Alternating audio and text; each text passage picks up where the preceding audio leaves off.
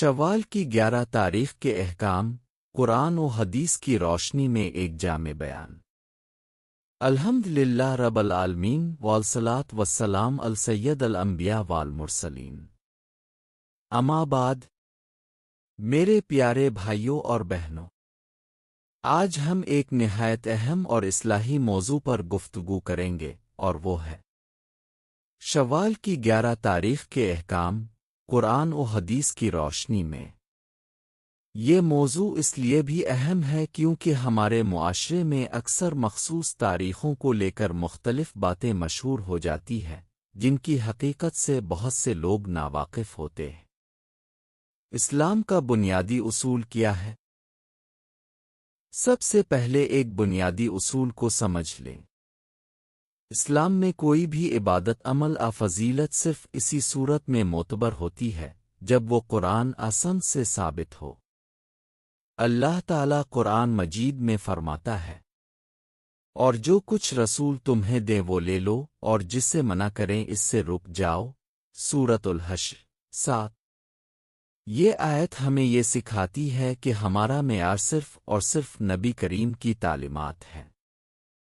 کیا شوال کی 11 تاریخ کی کوئی خاص فضیلت ہے؟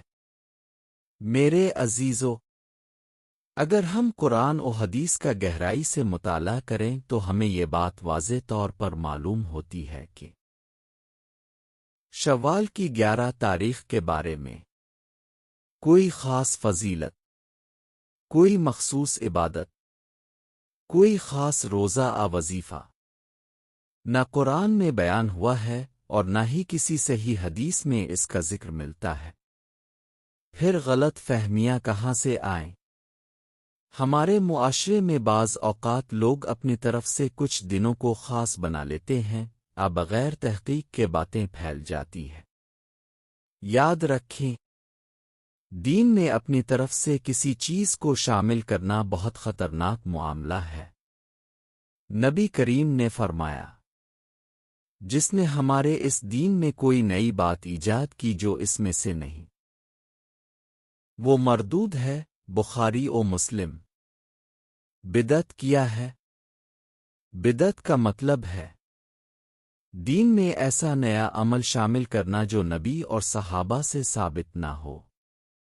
لہذا اگر کوئی شخص شوال کی 11 تاریخ کو خاص سمجھ کر عبادت کرے اور اسے دین کا حصہ سمجھے تو یہ عمل درست نہیں۔ شوال کے مہینے میں کیا صحیح عمل ہے؟ اب سوال یہ ہے کہ شوال میں ہمیں کیا کرنا چاہیے؟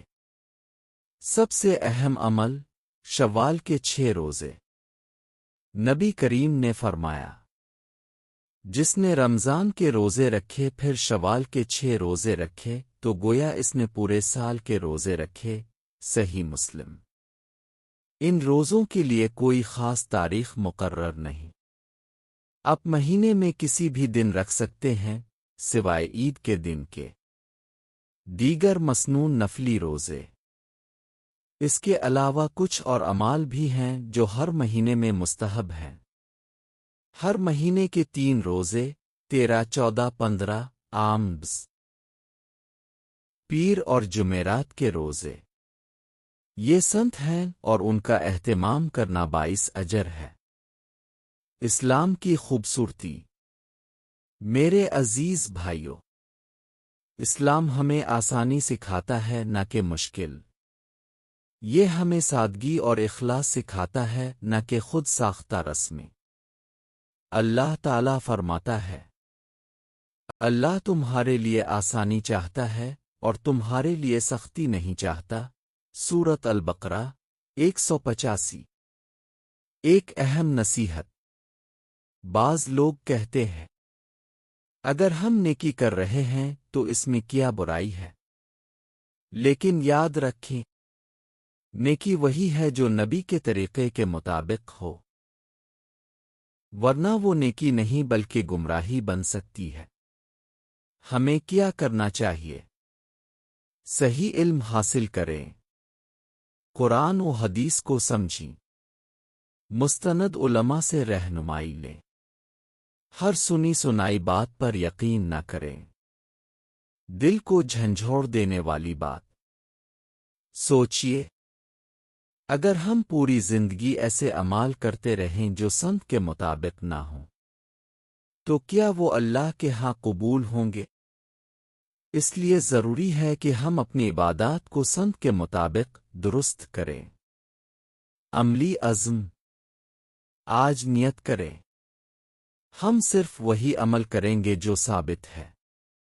ہم بدعات سے بچیں گے۔ ہم دوسروں تک صحیح بات پہنچائیں گے۔ اختتامی دعا۔ اللہ، ہمیں حق کو حق سمجھ کر اس پر عمل کرنے کی توفیق عطا فرما، اور باطل کو باطل سمجھ کر اس سے بچنے کی توفیق عطا فرما۔ اللہ، ہمیں سنت نبوی کی سچی محبت عطا فرما، اور ہمیں بدعات اور غلط راستوں سے محفوظ رکھ۔ آمین رب العالمین۔ دین وہی خوبصورت ہے جو نبی کے طریقے کے مطابق ہو، اور کامیابی اسی میں ہے کہ ہم سنت کو مضبوطی سے تھام لیں۔